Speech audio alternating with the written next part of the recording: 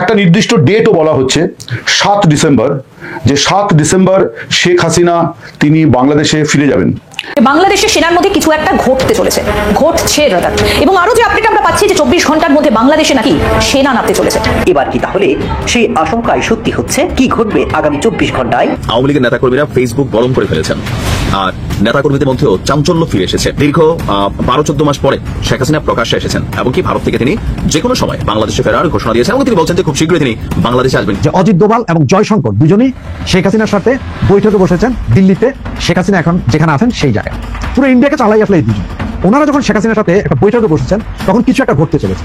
আমরা যেসব সোর্স থেকে খবর পেতে চেষ্টা করেছি এটা খুবই দুরূহ ব্যাপার। তারপরও আমরা যেটুকু খবর নিতে পেরেছি যে শেষ পর্যন্ত এই উত্তেজনাকর পরিস্থিতিতে যেই কোনো মুহূর্তে আর্মি ক্ষমতা নিতে পারে। আর্মি যদি ক্ষমতা নেয়, প্রথমেই যাকে গ্রেপ্তার করবেন সেটি হচ্ছে রাজাকারের আইনজীবী তাজুলকে। এই তাজুলকে গ্রেপ্তার করা হবে এবং তার ভবিষ্যৎ কি আছে, তার কপালে কি আছে আমরা এখন বলতে পারছি না। তাদের ভেতরে এই বোধ জানা হয়েছে যে সেনাপ্রধান ওয়াকার না পারবেন তাদের সম্মান রক্ষা করতে, না সেনাপ্রধান ওয়াকারের পক্ষে সম্ভব বাহিনীর সম্মান ইন্টিগ্রিটি রক্ষা করা। কাজে প্রিয় দর্শক, এই মাত্র পার সর্বশেষ গরম বাংলা সংবাদ। হঠাৎ একই গোপন তথ্য ফাঁস করলেন ভারতীয় এক সোশ্যাল মিডিয়া। 7 ডিসেম্বরে নাকি সাবেক প্রধানমন্ত্রী শেখ হাসিনা বাংলাদেশে ঢুকবেন, এমনটি প্রচার করেছেন তারা। এই নিয়ে বাংলাদেশ সহ ভারত সহ বিশ্বের সোশ্যাল মিডিয়ায় তুমুল উত্তেজনা সৃষ্টি হয়েছে। কি কারণে শেখ হাসিনা বাংলাদেশে ফিরতে চলেছেন এবং কিভাবে ফিরতে চলেছেন ভিডিওর মাধ্যমে জানতে পারবেন। তাই অনুরোধ, ভিডিওটি স্কিপ করবেন না। চলুন দর্শক, ভিডিওটি মনোযোগ সহকারে স্ক্রিনের মাধ্যমে দেখে আসি। বাংলাদেশে এবং ভারতে দু জায়গাতেই খুব প্রচার যে একটা নির্দিষ্ট ডেটও বলা হচ্ছে 7 ডিসেম্বর, যে 7 ডিসেম্বর শেখ হাসিনা তিনি বাংলাদেশে ফিরে যাবেন। অনেক বছর আগে 1981-তে শেখ হাসিনা দেশে ফিরেছিলেন, তখনও তিনি ভারতে অবস্থান করছিলেন। সে ঘটনা আপনারা জানেন যে বঙ্গবন্ধুর মৃত্যুর পরে তিনি এবং তার বোন শেখ রেহানা তারা দেশে ফিরতে পারেননি।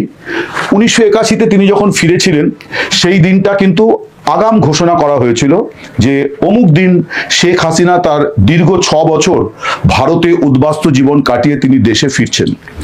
গত বছরের 5 আগস্ট থেকে তিনি এখন দিল্লিতে আছেন। এখন আবার এরকম একটা আলোচনা খুব সোশ্যাল মিডিয়াতে আপনারা দেখবেন, এবং শুধুমাত্র যে কিছু ফেসবুক পোস্ট বা ইউটিউবে কিছু লোকের বক্তব্য এরকমটিও নয়, একেবারে প্রাতিষ্ঠানিকভাবে যারা ইউটিউব চালনা করছেন বা বাংলাদেশ নিয়ে যারা রেগুলার ইউটিউব মানে ভিডিও করেন, ইউটিউবার যারা, তাদের মধ্যে বেশ কয়েকজন জনপ্রিয় ইউটিউবার আছেন, তারাও কিন্তু এই নিয়ে অনুষ্ঠান করেছেন। কেউ বিশিষ্ট সাংবাদিকদের সাক্ষাৎকার নিয়েছেন যে শেখ হাসিনা দেশে ফিরছেন এবং 7 ডিসেম্বর, আমি জানি না কিভাবে এই তারিখটাকে নির্বাচন করা হয়েছে, কিন্তু বলা হচ্ছে যে তিনি 7 ডিসেম্বর ফিরে যাবেন। এখন শেখ হাসিনা ফিরবেন এটা নিয়ে তো কোনো সন্দেহ নেই, কারণ তিনি বিভিন্ন সময়তে এবং অতি সম্প্রতিও তিনি যে সভা করেছেন সেখানেও ভার্চুয়াল সভাতে তিনি বলেছেন যে আমি ফিরব এবং যত দ্রুত সম্ভব ফেরার চেষ্টা আমি করছি। কিন্তু হাসিনা আজ কাল পরশু কি আগামী মাসে ফিরে যাবেন বা তার পরের মাসে ফিরে যাবেন এরকম কোনো প্রক্রিয়া শুরু হয়েছে কিনা তা আমার জানা নেই। আমি দিল্লিতেও খোঁজ খবর করেছি এবং আপনারা জানেন যে ভারতের বিদেশ সচিব বিক্রম মিশ্রি তিনি বাংলাদেশের সফররত সাংবাদিকদেরও বলেছেন যে শেখ হাসিনার ফেরার ব্যাপারে কোনো সিদ্ধান্ত হয়নি, বাংলাদেশের প্রস্তাব ভারত সরকারের বিবেচনাধীন আছে। আবার সেই সঙ্গে তিনি বলেছেন যে বিষয়টির সঙ্গে অনেক আইনি বিষয় জড়িয়ে আছে, ফলে খুব দ্রুত উনি ফেরত চলে যাবেন এরকম কোনো সম্ভাবনা অন্তত এখনো পর্যন্ত দেখা দেয়নি। তবে আওয়ামী লীগের একাংশের বক্তব্য যে শেখ হাসিনা তিনি নিজেও দেশে ফিরে যেতে পারেন, এরকম কোনো ঘোষণা তিনি দিতে পারেন। তার আগে তিনি পরিস্থিতি খানিকটা বুঝে নিতে চাইছেন। এখন শেখ হাসিনা স্বেচ্ছায় দেশে ফিরে যাবেন নাকি অন্য কোনো কিছু হবে, এই বিষয়গুলি এখনো অস্পষ্ট। এখনো এই নিয়ে কোনো রকম মানে নিশ্চিত হয়ে বলার মতো কোনো কিছু কিন্তু ঘটেনি। বরং আমার কিন্তু মনে হয় যে এই যে 7 ডিসেম্বরের কথা বা ডিসেম্বর হোক কি নভেম্বর হোক, আমার কাছে এরকম কোনো খবর নেই, কোনো বিন্দুমাত্র আভাস নেই যে হাসিনা ফেরত যাচ্ছেন। কিন্তু আমি বরং একটু অন্য কথা বলি। আমি বরং বলি যে আমি শেখ হাসিনার কর্মকাণ্ড যা দেখছি দিল্লিতে বসে তিনি যেভাবে দলের কাজকর্ম করছেন, তাতে কিন্তু নিঃসংকোচে বলতে হয় যে শেখ হাসিনা তিনি বাংলাদেশেই আছেন। আমি কেন এই কথাটি বলছি সেটাই আপনাদের কাছে আমি ব্যাখ্যা করব, এবং যে কেন আমি এইভাবে বলছি যে শেখ হাসিনা বাংলাদেশে আছে। না, শেখ হাসিনা শারীরিকভাবে তিনি ভারতে অবস্থান করছেন, ধরে নেওয়া যায় যে দিল্লিতেই আছেন, আমি সেটাও জানি না, কারণ নিরাপত্তার স্বার্থে তার অবস্থান কখনোই ভারত সরকার ঘোষণা করেনি, কিন্তু ভারতে আছেন এ কথা ঠিক। এটা তো হচ্ছে শারীরিকভাবে তিনি ভারতে আছেন, কিন্তু মানসিকভাবে বা তার রাজনীতির বিষয়ের দিক থেকে যদি আমরা দেখি, তাহলে দেখব যে হাসিনা কিন্তু অবশ্যই বাংলাদেশে আছেন।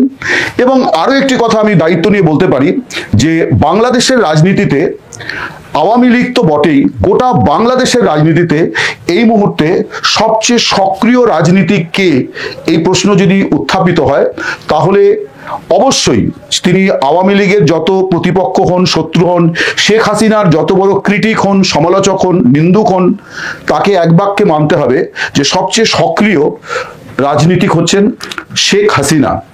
কেন এই কথাটি আমি আপনাদের কাছে খানিকটা ব্যাখ্যা করি। এবং সম্প্রতি একটা জায়গায় আলোচনাও হচ্ছিল যে বাংলাদেশে আওয়ামী লীগ যে আস্তে আস্তে ঘুরে দাঁড়াচ্ছে, তাদের কর্মকাণ্ড নিষিদ্ধ করা আছে আইনত, বিজ্ঞপ্তি জারি করে, কিন্তু তারপরেও এই দলের কর্মকাণ্ড দেখা যাচ্ছে, প্রচুর মিটিং মিছিল, ঝটিকা মিছিল, এসব অনেক কিছু হচ্ছে। তাই নিয়ে বাংলাদেশ সরকারও কিছু কঠোর পদক্ষেপ করছে, আরো বেশি গ্রেপ্তার হচ্ছে, আরো বেশি পুলিশ ধাওয়া করছে। এখন এই যে পরিস্থিতিটা তৈরি হয়েছে বাংলাদেশে, তার পেছনে কিন্তু আমার ব্যক্তিগতভাবে মনে হয় যে শেখ হাসিনার একটা বিরাট বড় ভূমিকা আছে। আমি অতীতে একাধিক ভিডিওতে একথাও বলেছি যে এই উপমহাদেশের কেন গোটা পৃথিবীতেই এই রাজনীতিটার কোনো মানে এই যে মডেলটা, এই মডেলটার কোনো দ্বিতীয় কোনো মডেল নেই। এটা শেখ হাসিনাই করেছেন, যে দূরে বসে, কয়েকশো মাইল দূরে বসে তিনি কিন্তু তার দেশের রাজনীতিতে খুব ওতপ্রোতভাবে জড়িয়ে আছেন। এবং এই যে টেকনোলজির সাহায্য নিয়ে তিনি করছেন, এটা নিছকই শুধু কিন্তু টেকনোলজির বাহাদুরি নয়, এটা একজন নেত্রীর আন্তরিক প্রচেষ্টাও বটে। যেমন আমি বলি যে আওয়ামী লীগের ফেসবুক পেজে দায় মুক্তি বলে একটি অনুষ্ঠান প্রতি সপ্তাহে শেখ হাসিনা করছেন।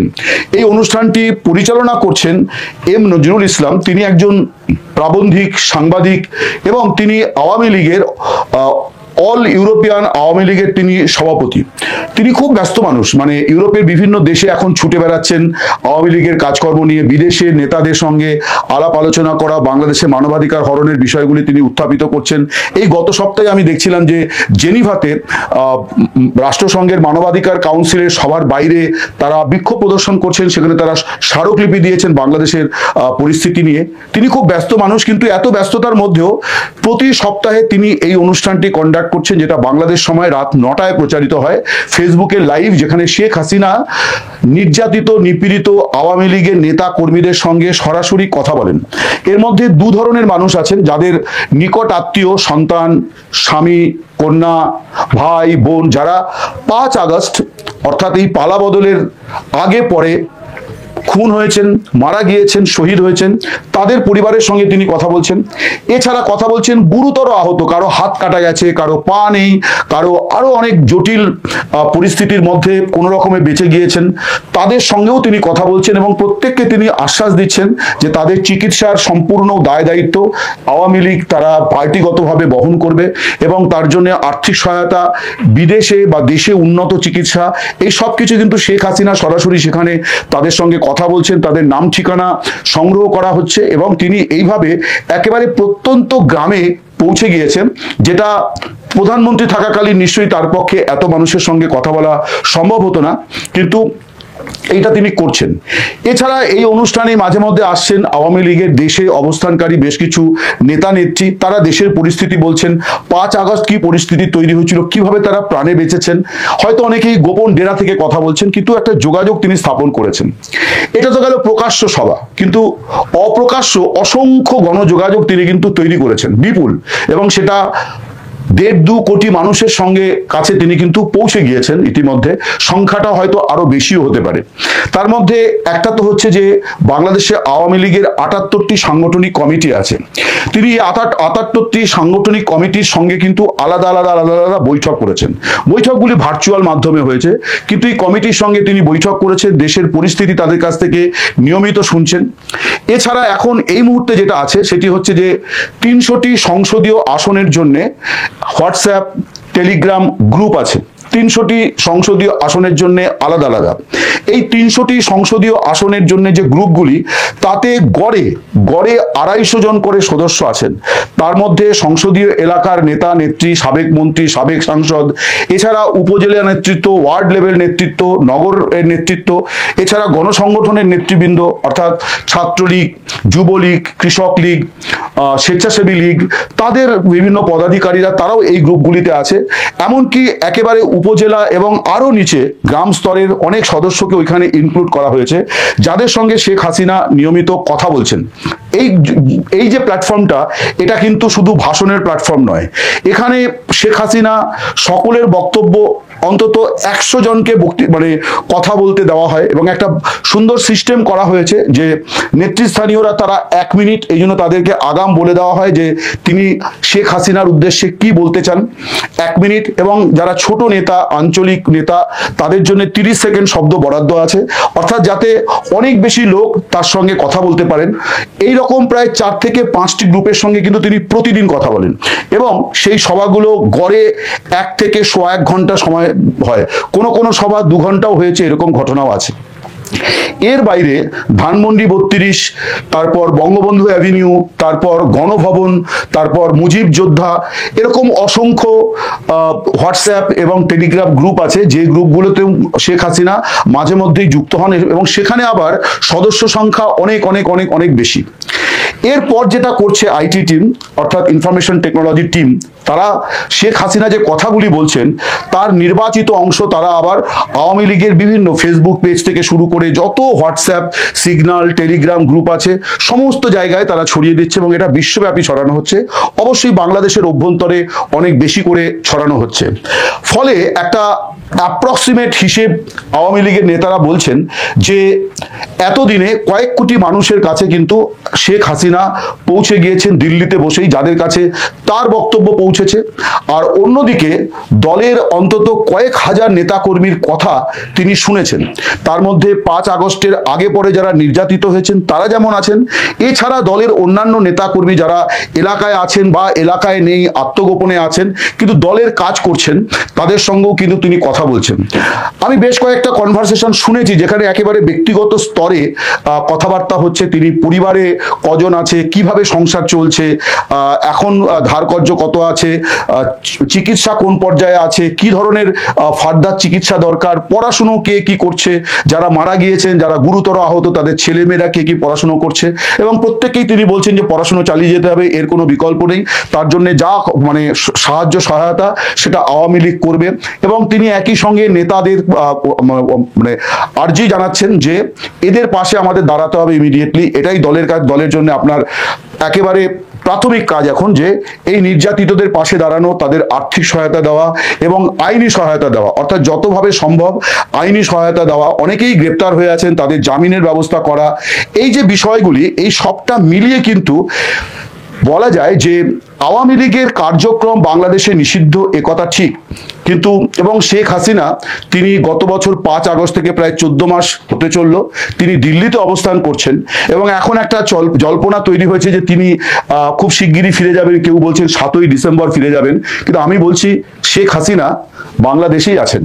আওয়ামী লীগ শাসনামলে গুম করে নির্যাতনের ঘটনায় অর্থাৎ আয়নাঘর কাণ্ডে আন্তর্জাতিক অপরাধ ট্রাইব্যুনালে 25 জন সেনা কর্মকর্তার বিরুদ্ধে মামলা হওয়ার পর সেনাবাহিনী সূত্রে সেনা সদর দফতরে ডেকে সেনা কর্মকর্তারা স্পষ্টতই সংবাদ মাধ্যমের সামনে জানিয়েছেন যে 25 জনের নামে মামলা হয়েছে তার মধ্যে 15 জন সেনা কর্মকর্তাকে তারা এরই মধ্যে হেফাজতে নিয়েছেন।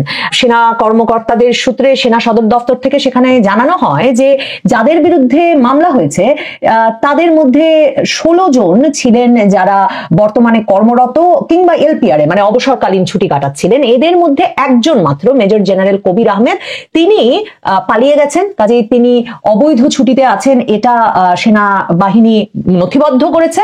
এছাড়া 15 জনকে তারা সেনা হেফাজতে নিয়েছে সেনা কর্মকর্তারা, এমনকি অবসরপ্রাপ্তদের, মানে এই অবসর অবসরপ্রাপ্তদের মধ্যে অনেককেই কিন্তু আগস্টের পর 2024-এর 5ই আগস্টের পর বাধ্যতামূলক অবসরে পাঠানো হয়েছে।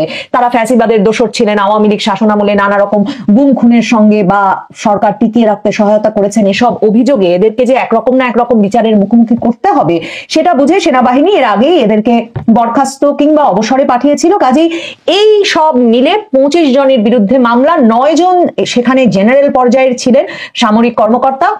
এই 9 জন সার্ভিং এবং অবসরপ্রাপ্তর মধ্যে একজন জেনারেল এখন সেনাবাহিনীর হেফাজতে আছেন। তার নাম মেজর জেনারেল শেখ মোহাম্মদ সারওয়ার হোসেন।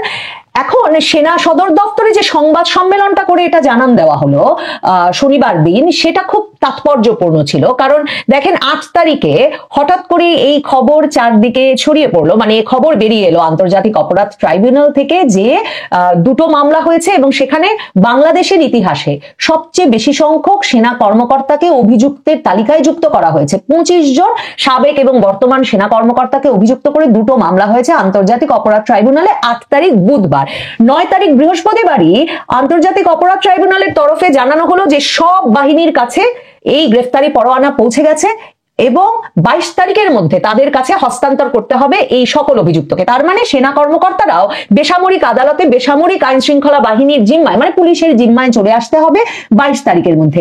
অথচ সেনা সদর দপ্তর থেকে যখন এই সংবাদ সম্মেলনটি করা হলো শনিবার দিন, তখন সেখানে মেজর জেনারেল হাকিমুজ্জামান, যিনি মূলত কথা বললেন এই সংবাদ সম্মেলনে, adjutant general major general Hakimuzzaman স্পষ্ট ভাষায় বললেন তাদের কাছে কোনো গ্রেফতারি পরোয়ানা পৌঁছায় নাই। তারা বললেন যে তারা বরং 8 তারিখে হঠাৎ যখন তারা খবর পেলেন যে চারদিকে খবর ছড়িয়ে পড়েছে সেনা কর্মকর্তাদের বিরুদ্ধে মামলা হয়ে গেছে আন্তর্জাতিক অপরাধ ট্রাইব্যুনালে, তখন তারা টেলিভিশনের স্ক্রল, পত্রিকার খবর, অনলাইন এসব দেখে সেনা কর্মকর্তাদের যাদের নাম এসেছে তাদেরকে বলেছিলেন যে তারা যেন এসে সেনাবাহিনীর কাছে রিপোর্ট করে। এবং তারই প্রেক্ষিতে তারা এই সেনা কর্মকর্তারা তাদের কাছে এসে রিপোর্ট করেন। একমাত্র মেজর জেনারেল কবির, তিনি 9 তারিখ সকালেই নাকি বাসা থেকে বেরিয়ে যান আইনজীবীর সঙ্গে দেখা করবেন বলে, এবং তারপর তার আর কোনো খোঁজ পাওয়া যাচ্ছে না এবং সে কারণে তাকে এখন ইললিগালি অ্যাবসেন্ট হিসেবে ঘোষণা করলো সামরিক বাহিনী। তো সেনা সদরে এই যে যোগাযোগ করতে বলল সেনাবাহিনী কর্তৃপক্ষ, সেটা কিন্তু সেনাবাহিনী কর্তৃপক্ষ বলছেন কোনো গ্রেফতারি পরোয়ানার ভিত্তিতে নয়। এবং সবচেয়ে ইন্টারেস্টিং হচ্ছে আন্তর্জাতিক অপরাধ ট্রাইব্যুনাল তার মানে সেনা সদর দপ্তরের সঙ্গে কোনো রকম যোগাযোগই করে নাই যে আপনাদের এতজনের একটা সুশৃঙ্খল বাহিনী যার একটা নিজস্ব বিচার ব্যবস্থাও আছে, সেই বাহিনীর সঙ্গে কোনো যোগাযোগই করে নাই যে আপনাদের জেনারেল পর্যায়ের 9 জন কর্মকর্তা সহ 25 জন সেনা কর্মকর্তার নামে অভিযুক্তের তালিকায় যুক্ত করে আমরা মামলা দায়ের শুধু করতে যাচ্ছি না, কালকে অভিযোগ গঠন করে গ্রেফতারি পরোয়ানা জারি করে ফেলতে চাচ্ছি। তার মানে সেনা সদর দপ্তরের সাথে, সেনাবাহিনীর সাথে এই বিচার কার্যের কোন রকম সংযোগ একেবারেই সম্পন্ন হচ্ছে না এবং একেবারেই নাই, মানে কোন রকম সংযোগ ঘটেই নাই। এবং সরকারের সঙ্গেও তার মানে এত স্পর্শকাতর একটা মামলা হয়েছে। মানে আমরা জানি যে আমরা খুব সেপারেশন অফ, মানে বিচার বিভাগের স্বাধীনতা, প্রত্যেকটি বিভাগ যাতে পৃথকভাবে কাজ করতে পারে, সেপারেশন অফ জুডিশিয়ারি নিয়ে অনেক কথা বলি বটে, কিন্তু সেপারেশন জুডিশিয়ারির তো এই অবস্থা যে শনিবার দিন আবার প্রেস সচিব শফিকুল আলম ঠিকই সংবাদ মাধ্যমের সামনে এসে বললেন যে এই যে সেনাবাহিনীর ভেতর বাইরে চারদিকে ছড়িয়ে পড়েছে যে আরো শতাধিক সেনা কর্মকর্তার বিরুদ্ধে চার্জশিট আসতে যাচ্ছে, তারা জানেন ওরকম কোন পরিকল্পনা আন্তর্জাতিক অপরাধ ট্রাইব্যুনাল বা বাংলাদেশের বিচার বিভাগের নাই। তো এই তো হলো সেপারেশন অফ জুডিশিয়ারির অবস্থা, যে প্রেস সচিব শফিক পর্যন্ত জানেন কার নামে চার্জশিট হবে কার নামে চার্জশিট হবে না, কিন্তু সেনাপ্রধান ওয়াকারুজ্জামান থেকে শুরু করে সেনাবাহিনীর কোনো পক্ষ জানে না যে তাদের নামে, তাদের সার্ভিং অফিসারদের নামে, শীর্ষ কর্মকর্তাদের নামে এমন মামলা চলে আসার পুরো ব্যবস্থা করে অভিযোগ গঠন, গ্রেফতারি পরোয়ানা জারি হয়ে যাবে 8 তারিখ। সেনা সদর দপ্তর শুধু যে এই বিষয়টি নিয়ে পরিষ্কার করে সেই সংবাদ সম্মেলনে কথা বলেছে তাই নয়, ওই কথা থেকে পরিষ্কার যে সেনা সদর দপ্তর এখনো ভাবছে যে তারা কি সত্যি পুলিশের হাতে তুলে দেবে। মানে আপনাদেরকে বারবার বলেছি যে জেনারেলদের মধ্যে এবং জেনারেল ওয়াকারুজ্জামানের মধ্যেও সবচেয়ে বেশি আতঙ্ক, ভয়, হতাশা, ক্ষোভ এই বিষয়টা নিয়ে যে এতজন মানে শীর্ষ পর্যায়ের সেনা কর্মকর্তাকে দল বেঁধে পুলিশ ভ্যানে উঠিয়ে আদালতে আনা নেওয়া করা হচ্ছে। এই দৃশ্যটা তারা দেখতে চান না, তারা চান আর্মির ভেতর মানে সামরিক আইনে বিচারের ব্যবস্থা করা হোক। তো এই চেষ্টা যে এখনো চলছে তার প্রমাণ হচ্ছে সংবাদ মাধ্যম যখন খুব স্বাভাবিকভাবে জিজ্ঞেস করেছে যে আপনারা সেনা হেফাজতে নিয়েছেন, কিন্তু সেনা হেফাজতে নিয়ে এখন কি পুলিশের হাতে তুলে দেবেন, তখন দেখেন সেই প্রশ্নের উত্তরে মেজর জেনারেল হাকিমুজ্জামান বলছেন আইনি প্রক্রিয়ার অংশ হিসেবে সেনা কর্মকর্তাদের হেফাজতে রাখা হয়েছে এবং প্রয়োজন অনুযায়ী তাদের বিষয়ে ব্যবস্থা নেওয়া হবে। মানে তিনি বলছেন যে হেফাজতে রাখা হয়েছে, পরিবার থেকে এই অফিসাররা বিচ্ছিন্ন আছেন, কিন্তু তাদেরকে পুলিশের হাতে তুলে দেওয়া হবে কিনা এই বিষয়ে সরাসরি কোনো উত্তর দিচ্ছেন না। কিন্তু সেনা কর্মকর্তা হাকিমুজ্জামান বরং বলছেন যে সেনা কর্মকর্তাদের গ্রেফতারি পরোয়ানা তাদের হাতে পৌঁছায় নাই, আর গ্রেফতারি পরোয়ানাটা তিনি কৌতুকের স্বরে ওই তার বক্তৃতায় সরাসরি বলেছেন যে মানে গ্রেফতারি পরোয়ানা তো কোনো বিদ্যুতের বিল না যে যাকে বিল দিতে হবে তিনি খুঁজে খুঁজে বেড়াবেন। কাজে গ্রেফতারি পরোয়ানা পৌঁছে দেওয়ার তো একটা আনুষ্ঠানিক প্রক্রিয়া আছে, আইনগত প্রক্রিয়া আছে, সেই প্রক্রিয়া অনুযায়ী কোনো গ্রেফতারি পরোয়ানা বা কোনো যোগাযোগ যে আপনার বাহিনীর এদেরকে অভিযুক্ত করা হয়েছে, গ্রেফতারি পরোয়ানা জারি হয়েছে, কোনো অভিযোগ বা কোনো আনুষ্ঠানিক যোগাযোগ এখন পর্যন্ত সেনা সদরের সাথে করা হয় নাই আন্তর্জাতিক অপরাধ ট্রাইব্যুনাল কিংবা সরকারের তরফ থেকে। এবং তিনি বলছেন যে পুলিশের পক্ষ থেকেও তাদের সাথে কোনো যোগাযোগ করা হয় নাই। তার মানে এই সেনা কর্মকর্তাদের কার হাতে তুলে দেবেন সেই প্রশ্নের পর্যায়ে নেই বলে কিন্তু সেনা সদর দপ্তর থেকে জানানো হচ্ছে।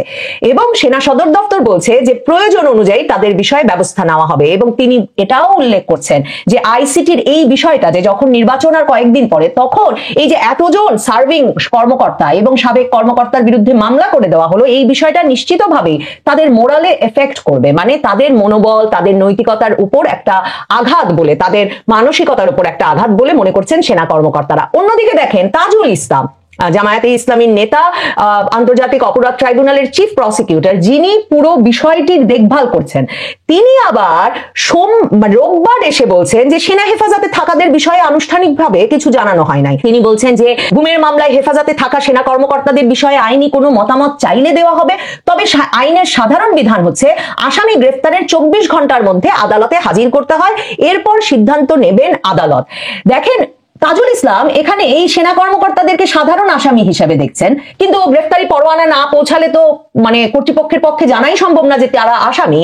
অন্যদিকে সাংবাদিকেরা যখন তাকে জিজ্ঞেস করেছিলেন এই সেনা কর্মকর্তাকে যে হাকিমুজ্জামানকে যে এদের তো চাকরি চলে যাওয়ার কথা, কারণ তাজুল ইসলাম আইনটাকে এমন ভাবে সাজিয়ে হঠাৎ করে সেনা কর্মকর্তাদের বিরুদ্ধে এই চার্জশিট এনেছেন, যখন তিনি 6 তারিখে আন্তর্জাতিক অপরাধ ট্রাইব্যুনালের আইনে একটা সংশোধন এনে আইনটা এমন করেছেন যে যেই মাত্র কারো বিরুদ্ধে অভিযোগ গৃহীত হবে গ্রেফতারি পরোয়ানা জারি হবে, মানে চার্জশিট আর গ্রেফতারি পরোয়ানা জারি হওয়া মাত্র ওই ব্যক্তি প্রশাসনের, সরকারের আর কোনো চাকরিতে থাকতে পারবেন না। তার মানে চাকরি চলে যাওয়া গেছে, তার মানে এরা কিন্তু আর কেউ সার্ভিং অফিসার নয়। কিন্তু এই সেনা কর্মকর্তাদের বিরুদ্ধে যেই মাত্র অভিযোগ গৃহীত হয়েছে, চার্জশিট নেওয়া হয়েছে, এরা সকলে চাকরি হারিয়েছেন। এদের তার মানে একমাত্র বিচার হতে পারে এখন তাদেরকে সাধারণ আদালতে পাঠিয়ে দেওয়াটা খুব মানে সহজ পদ্ধতি হওয়ার কথা।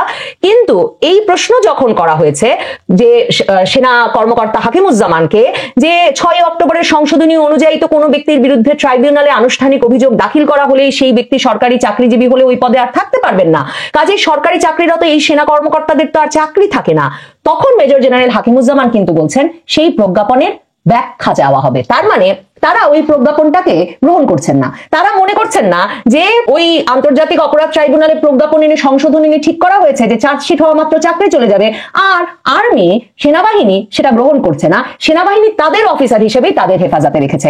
সেনা আইনও কিন্তু বলে যে 48 ঘন্টার বেশি হেফাজতে রাখতে যাতে কোনো সেনা কর্মকর্তাকে না পারে, সেটা সেনা কর্মকর্তার নিজ নিজ কমান্ডিং অফিসার এই ব্যাপারটা দেখবেন। কাজেই সেনাবাহিনী বা কতদিন ধরে, কত কার্য দিবস ধরে এই সেনা কর্মকর্তাদের টিভি স্ক্রলে দেখা অভিযোগের ভিত্তিতে আটকে রাখেন তাদের হেফাজতে, সেটাও একটা দেখবার বিষয়। তবে এটা নিশ্চিত যে সেনাবাহিনী বিভিন্নভাবে চেষ্টা করছে যাতে সেনা হেফাজতে রেখে সেনাবাহিনীর আইনেই এদের বিচার করা যায় এবং এরা সত্যিকার অর্থে অভিযুক্ত কিনা সেটার মীমাংসা তারা সেনাবাহিনীর ভেতরেই করতে পারেন। এবং সে কারণে জোর আলোচনা আছে সেনাবাহিনীর ভেতরে যে শুক্রবার দিন জামায়াত ইসলামীর আমিরের সঙ্গে গিয়ে সাক্ষাৎ করেছিলেন সেনাপ্রধান ওয়াকারুজ্জামান, যাতে তিনি একদিকে গোলাম আজম আজম পুত্র সেনাবাহিনীর ব্রিগেডিয়ার জেনারেল আজমি, যিনি সেনাবাহিনীর ভেতরে এই বিষয়ে এক ধরনের জনসংযোগ করে সমর্থন আদায়ের চেষ্টা করছেন, একদলকে গোষ্ঠীবদ্ধ করছেন যাতে সেনাবাহিনীর ভেতরে যারা গুম খুনে জড়িত ছিল তারা যাতে বিচারের মুখোমুখি হয়। অন্যদিকে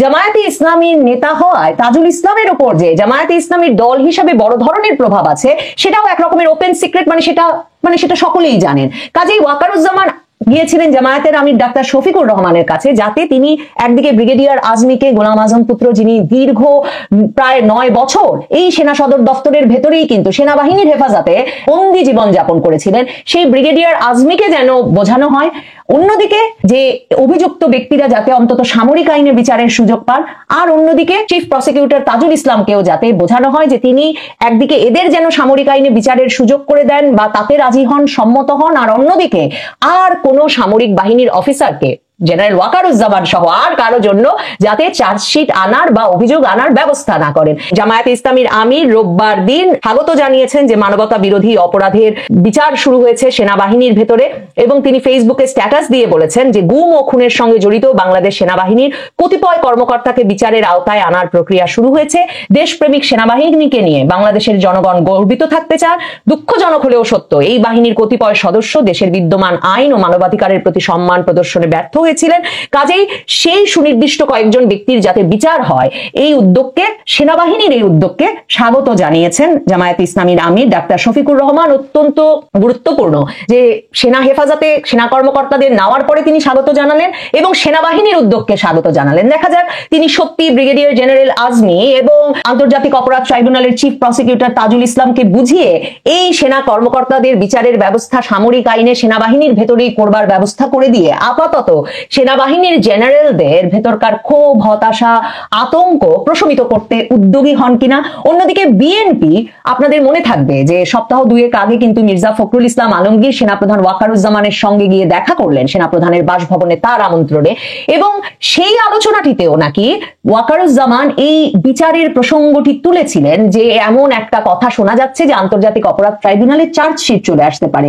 বিএনপির মির্জা ফখরুল ইসলাম আলমগীর নাকি তখন ফোনে তারেক রহমানকেও ধরিয়ে দিয়েছিলেন, কিন্তু বিএনপি নিজেই গণভোট না ভোট, জুলাই সনদে সংবিধান বাতিল হবে না থাকবে, মানে এত কোণঠাসা হয়ে আছে যে বিএনপি তখন বলেছে, তারেক রহমান স্পষ্টতই বলেছেন যে তার পক্ষে মানে কোনো দায়িত্ব নিয়ে এই সময়ে এরকম স্পর্শকাতর বিষয়ে সেনাবাহিনীর পক্ষে দাঁড়ানো সম্ভব হবে না।